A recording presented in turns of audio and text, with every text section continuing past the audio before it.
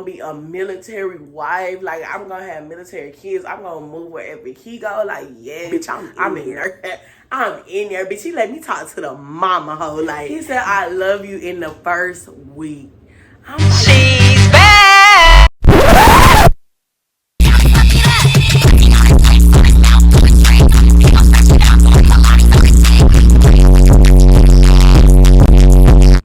Hey y'all, welcome back to my channel. This is another story time. This is episode 1 of the Baby Daddy series. I know I told y'all in the previous story time that I had been through a lot in the time that I was off this channel. So now I'm gonna start telling y'all these story times so that you understand what I was going through during this whole time frame and how I even became a mom in the first place. So, disclaimer, I was a dumb bitch in this story time. So I don't want to hear you telling me that I was being a dumb bitch, because I already know that I was being a dumb bitch, okay? Don't remind me, please. I done heard it too many times. I get it. I know I'm a dumb bitch. But now I'm finna tell you how I was a dumb bitch so you don't make the same mistakes, okay? So, I wrote some notes down so I don't forget anything. So let me just open up my handy dandy notebook. So before I even went into the story, before I even go into the story of how I let all this stuff go on, I first have to tell you how I met and how I became bonded to this person in the first place. So my baby daddy, we gonna name him, let's name him Mike. Yes. You like Mike? Mike. Okay. So we're gonna name my baby daddy Mike.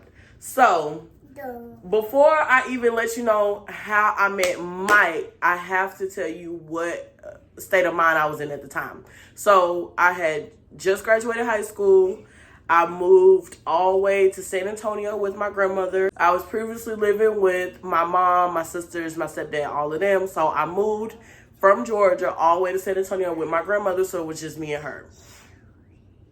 During this time, COVID hit. And she's older. She was a nurse, so she was very strict on staying safe during COVID. And she's also very clingy. She was very clingy. She was a very clingy person to the point where she will hold you hostage. Like, it's that serious. So, basically around that time, I felt very alone because I didn't have any friends there. You know, I didn't have any positive attention in my life. She is very big on like being skinny, being smaller and stuff like that. So she would pretty much down talk me every day. Like, oh, well, you need to get on the treadmill and you should be eating like this and you so big. And I walk past her and she like pulling on my stomach, pulling on my legs, stuff like that. So, I mean, I know some of y'all may feel like, I mean, yeah, if he was big, like she's trying to help you out. I understand it. But at the time, it's like I can't leave the house, not even for school, not even for the grocery store. Like I'm in the house from sun up to sundown, just hearing negative stuff all day long. So it did weigh a lot on my mental health. So, you know, I'm talking to my friends and I'm telling them like, you know, I feel kind of lonely. Like I don't got no boyfriend, no male friends, nothing like that. So around this time, I'm complaining to my friends, Mariana and Makaya. You guys have seen them on my channel before. I think it was like a Q&A with my bestie, something like that. And Mariana suggested that we try Tinder. And so I get on Tinder the first time, and it's a lot of palm colored people, and I don't have nothing against them, but that's just not, you know, what I'm attracted to. So I pretty much got off of it because it was just nothing that I would be attracted to in that area.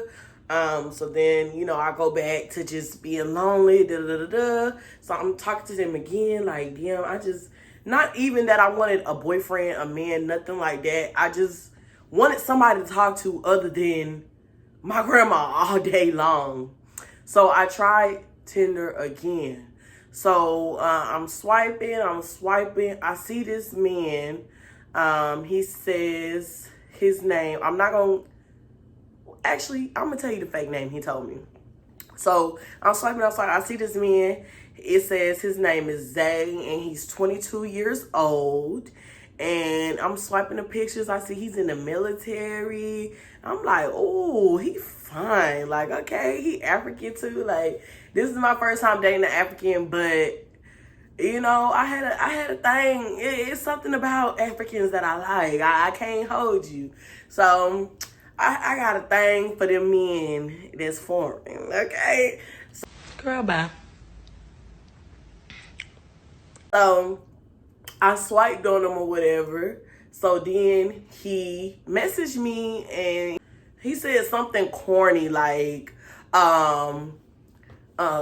did heaven lose an angel because you so beautiful? Or like, it should be a crime to be that pretty. Something corny like that. And I immediately was like laughing, like, okay, he cool, he funny, whatever. So I start talking to Zay, and you know, we texting or whatever. And this is the same day that I just had some braids in, because around that time I wasn't getting no crazy hairstyles or nothing like that. I would go to the Africans and just get some regular braids, and I keep them in for months. And then I would go to them again, because she wasn't paying for none of the hairstyles that I wanted, like no 30-inch bust down. She wasn't paying for none of that. So I had to get what I could get that looked decent enough for me to be like, okay, I could work with this, right? So I was taking my hair down this day, and this is when I realized the first red flag. So I'm texting, he like, oh, we should FaceTime. And I'm like, no, not right now, because I'm taking my hair down, da-da-da. He was pretty much like, well, I'm going to have to see you regardless. Like, I want to see you at your worst, your best, everything. I'm like, nah, I'm gonna wait till my hair done and stuff for the first FaceTime. Like, why we couldn't talk on regular phone, nothing. That was not an option. He was like, FaceTime or nothing. So I'm like, dang, like, I don't look my best right now. Like, I don't want to FaceTime you, and then you look like, dang, this bitch catfishing me, because this is not what her pictures look like.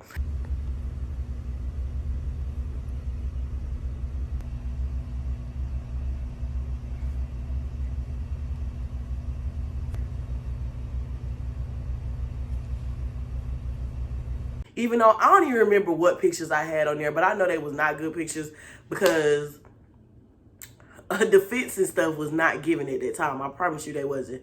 So anyway, he keep pressuring me to get on FaceTime. So I'm like, fuck it, okay. I'm just gonna ignore the message. So then I'm ignoring it. He's still texting me like, come on, I want to talk to you. I want to see your face so bad. Da, da, da, da, da. So he started calling me. Calling me. I don't know if he had my number at this point or what. He might have. So of course, you know, he realized, oh, she got an iPhone, because the message is blue. So now he FaceTiming me. I'm like, I can't keep ignoring him and then texting. So I'm gonna answer. I answer the phone, and immediately we click. Like, he was like, oh, you so beautiful, like, you look good, your hair long, like, all this stuff, like, hyping me the fuck up, knowing I looked a hot ass mess. But I mean, he was eating me up real bad. So we clicked immediately. From that point on, we texted all day, every day, talking on the phone. This around the time he was in the military, and this is like phase 1 or something. If you're in the military, you know what that is. Basically, they just got out of, what is it? They just got out of like the boot camp part. And now, you know, they got a little bit of freedom, but they can't live off base just yet. So he got to go to different workouts and meetings and stuff throughout the day. So he's pretty much busy throughout the day. So then I would be texting him, you know, throughout the day and stuff like that. And nighttime is when he was free the most. So then we would have, you know, deep conversations about everything. He would tell me a lot about his family. You know, we would talk about what kind of he would ask me what kind of weddings I wanted, how many kids I wanted, where we saw ourselves in the future, like if I could see a future with him, all this different stuff. And you know, we talking so much about the future and stuff, I'm really getting this idea in my head like, oh my God, like I think I found my husband. You're a dummy, bitch. I'm in nursing school, so when I'm finished, we gonna get married. Like all this stuff, just delusional as fuck. Delusional as fuck. Now I'm starting to realize like I'm really feeling this dude. Like I'm really in love with this dude. So I'm telling my mom like, yeah, I met somebody, like he African. He's 22, sending her the picture like, ain't he so fine? Like, yes, that's my man. Real big. I'm telling my grandma, and this, it's like I should have never told her because she just so negative about everything. She was like, what's his name? And just like grilling me with questions because she used to be in the military as well, so that may help y'all understand her a little bit more. She was in the military for a long time, and so she's very stern, and she don't take no mess. So when I was telling her about it, she's like, oh, what's his name? How old is he? And I'm telling them stuff about it that he told me, like, oh yeah, he was truck driving and all this stuff. And she like, well, he's 22? I didn't know. I don't think that you can be truck driving and all that before you're 22. You have to be a certain age because you got to go through school and all this stuff before you can even get that done. So I don't believe he's 22. I'm just sitting there like, girl, you don't know what you talk about. Like, you swear you know everything. Like, be for real. So then she telling me, like, oh, okay, well, I'm gonna talk to my people in the military and I'm gonna check him out. I'm gonna see what he about for real. So I'm like, okay, cool. And even I went and told him, like, yeah, my grandma in the military, she said she gonna check you out. You know, she gonna see if you really who you say you are, stuff like that. And I'm noticing, like, he kind of, like, asking me a lot of questions about it, like, trying to, if y'all see me doing that, it's because I'm blind as fuck, for real, so not too much on me. I'm realizing he asked me a lot of questions, like, well, like, how she gonna check, and who she know up there, and all this stuff, like, trying to see, like, what information she gonna be able to get, and I'm just like, I don't get it. Like I don't get it. Why you asking so many questions? But it didn't occur to me that anything was wrong at that point. So I just let the shit go. I told y'all we getting close. I started telling him that I'm telling my family about him, you know, that I'm really feeling him, I'm falling for him, stuff like that.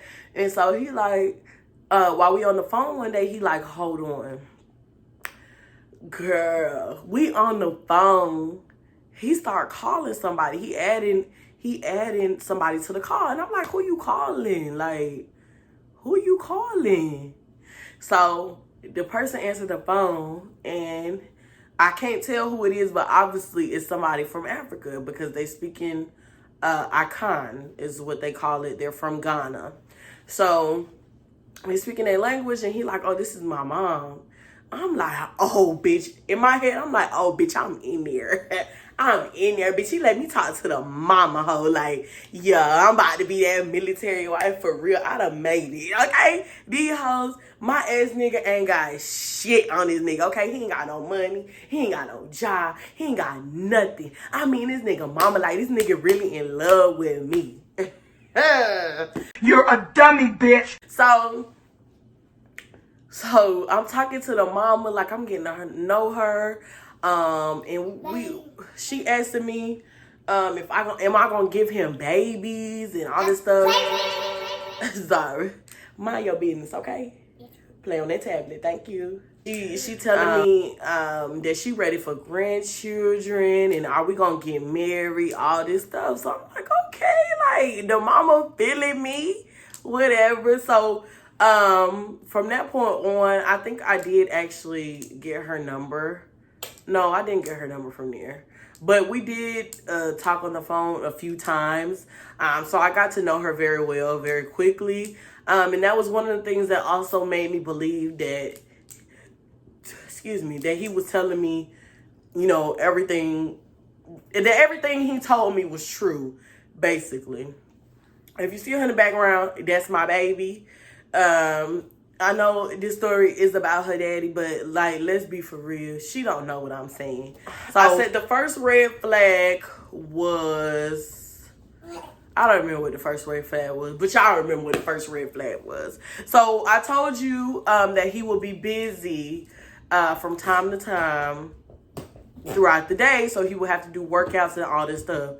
I'm a mom. Please ignore it. I'm a mom. Okay, thank you. So one particular day, I text him the night before. I'm the type of person, if I text you the night before, I'm not going to text you again in the morning because you're supposed to text me first in the morning if I text you last night, right? He gets home from classes or whatever, and he is going off on me. Like, why didn't you text me? I was at school thinking about you all day. I was waiting to get home to text you. I was rushing. I skipped dinner and everything to come home and text you. And I see you ain't even thought about me today. You didn't text me. You don't care about me. You don't love me. So I'm trying to do the same bullshit that I did with my ex, sending long ass paragraphs, saying a whole lot of nothing, all this stuff. And ultimately, even though I felt like I wasn't wrong, it ended in me apologizing, just because he was so upset, and he was like, pretty much like, I'm not hearing none of that bullshit. Like, he was like, I'm not hearing none of that. Like, you the wrong one. Like, you should have texted me. I'm in school all day, so why wouldn't you text me and all this stuff? I'm just like, okay, whatever. I'm sorry. At this point, I'm kind of feeling like iffy about him. Like, you just went off on me over that. Like, what else would you go off on me about? So I'm just kind of like, mind you, all this is happening in the first week of me talking to him. That night, I'm kind of like, being dry in the text messages, taking a while to reply because like you was on some real funny stuff today. And so he calls me, we talking or whatever. And, I'm kind of like, yeah, like, okay. Like, in my mind, I'm kind of like, I don't know if I should keep messing with him. Then he was like, I love you. Girl. He said, I love you in the first week. I'm like, you love me? Like, you love me for real? Then he got mad at me again because I didn't say I love you too. And so I had to pretty much tell him, like, I don't know you like that. Like, we only been talking for a week. How can I, be real with you and say I love you too if I don't? Like, I don't know you enough to say I love you too like that. So that was the second argument in the first week in the same day. So now I'm realizing he has anger issues. So by the end of the night, I say, you know what? I love you too. I love you too. And that's how we ended the night. And we went to sleep. I will have to tell y'all that a lot of these things happen back to back to back. I'm not going to tell you every detail of the relationship because these story times will never end. But I am going to tell you, the major events that happen in the time frame that they happen. So I'm not exactly sure, how many weeks later and stuff like that this happened, but this next thing I'm about to tell you happens next. This is one of the next major events in the story. So, COVID is still going on. We're still wearing masks everywhere we go, especially the military. They are serious about not leaving the base. So it got to the point where he wanted to see me so bad. It's like, damn, we've been talking for some weeks now. Like, I have not gotten to see you in person just yet. So he texted me one day and he was like, send me your address. I'm going to pull up. And I'm like, no, you're not. Like, you can't leave. You're not coming here. While he texting me, like, get in the shower, I'm coming over. So I'm getting excited, like, babe, you for real? Like, you coming over? Like, don't play with me. Is you seriously coming over? So he telling me, like, yeah, Blanket.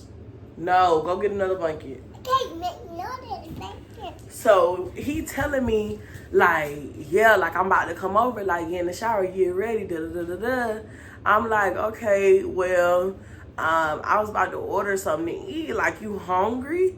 And so he was like, yeah. I said, I'm about to get some McDonald's. Like, what you want? And he was just like a burger and some Sprite, some fries, stuff like that. So I'm like, okay, cool. Keep this in mind because this is gonna be repeated all throughout the relationship. So keep that in mind that I started out buying this man stuff. So he comes over, you know, this is the first time me seeing him. I see him, I'm like, ooh, you so fine. Mind you, ever since I told my grandma about this man, she been on my ass. Like, as soon as she leave for work, I don't want nobody in my house. I don't want you to go nowhere. No, you can't go nowhere. It's COVID. I'm old. I'm gonna get sick and die. Like, she was over exaggerating. Even though I know COVID was serious and I do, you know, feel bad for anybody that had to experience that. But, you know, she would use it in a way to keep me stranded in the house. Like, she would go out, go to the store, and just leave me there. Like, I've been there for months consecutively at this time. So, I snuck him in the house. I found a way to turn all the cameras off in the house because she had cameras, I mean, surrounding the whole house. The whole house. So, he come in the door. I'm realizing, oh, he's so fine. Like, this man, and this man fine, okay? Fine. So, we walk up the stairs. I'm showing him, like, look, I got you your McDonald's, whatever. So, immediately we start fucking. Like, fucking.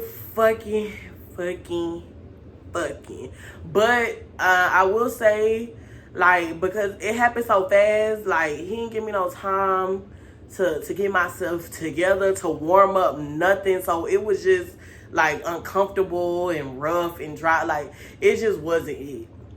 So, you know, it didn't last very long. And also they was calling him, telling him, you know, like, where you at, all that stuff. So he like, man, I'm coming. So we chilling in the bed, you know, it's after our first time doing it. We eating, you know, McDonald's, talking about how we so happy to finally meet each other, all this stuff.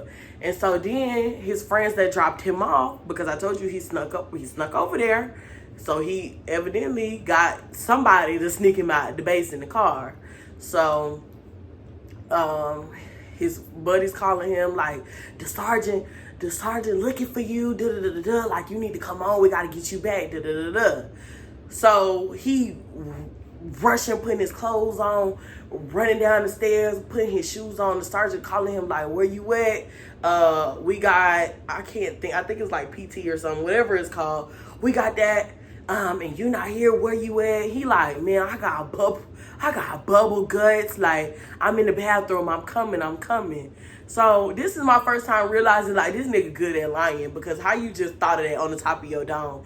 Even though, you know, people like me, if I'm finna do something I'm not supposed to be doing, I come up with backups after backups after backups. If they ask me this, I'm gonna say this. If they ask me this, I'm gonna say this. So I get it. But no, the way he would talking to them, man, like, he would putting pain in his voice and everything, making it sound like he really was shitting on the toilet, bruh. So I'm sitting there staring at him like, bruh, what are you talking about your stomach bubbling? Like, what the fuck?